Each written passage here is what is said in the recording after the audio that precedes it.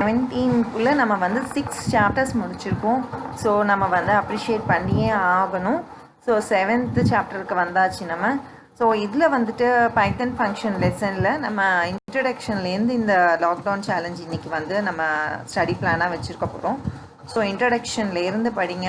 So defining functions, syntax for user define functions, இதில் நிறைய சின்டாக்ஸஸ், நிறைய எக்ஸாம்பிள்ஸ் எல்லாமே இருக்குது. அதெல்லாம் வந்து தரோவாக படிக்கணும். நீங்கள் ஒன்றும் மிஸ் பண்ணாதீங்க. இம்பார்ட்டண்ட்டான லெசன் இது.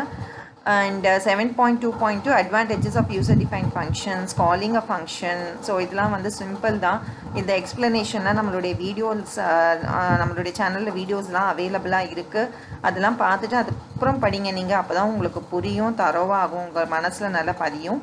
7.4 passing parameters in function and 7.5 function arguments. So இதில் வந்து 4 types of function arguments கொடுத்துருப்பாங்க. ஸோ இது எல்லாமே வந்துட்டு நீங்கள் ஃபுல்லாக படிக்கணும். கொடுத்துருக்க எக்ஸாம்பிள்லாம் தரோவாக வந்து உங்களுக்கு தெரியணும், எழுதவும் தெரியணும். ஏதாவது கொஷின்ஸ் கேட்டாங்கன்னா வந்து அப்ளை பண்ணி அதை ஃபங்க்ஷன் ப்ரோக்ராம் எழுத தெரியணும். அதெல்லாம் ப்ராக்டிஸ் பண்ணுங்கள். ஜஸ்ட் அப்படியே வந்துட்டு கோத்ரூ பண்ணிவிட்டு விட்டுறாதீங்க. ஸோ இந்த டாபிக்ஸ் எல்லாமே வந்து ஃபுல்லாக முடிச்சிடுங்க. 7.5.4 variable length arguments and variable length syntax.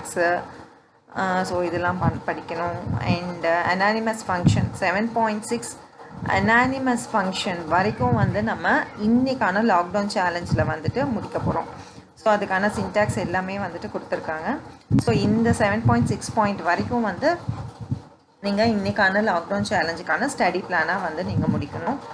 And Tamil medium students வந்து பைத்தான் செயற்கூறுகள் அப்படின்றத லெசனில் நீங்கள் வந்து படிக்க போகிறீங்க. 7.1 அறிமுகத்திலேருந்து.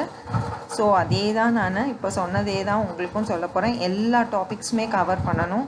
ஸோ இதில் 4 டைப்ஸ் இருக்கும் உங்களுக்கு. செயலுறுப்புகள், செயற்கூறு செயலுறுப்புகள் வந்து உங்களுக்கு 4 டிஃப்ரெண்ட் டைப்ஸ் ஆஃப் இதில் வந்து மெத்தடில் வந்து கால் பண்ணியிருப்பாங்க.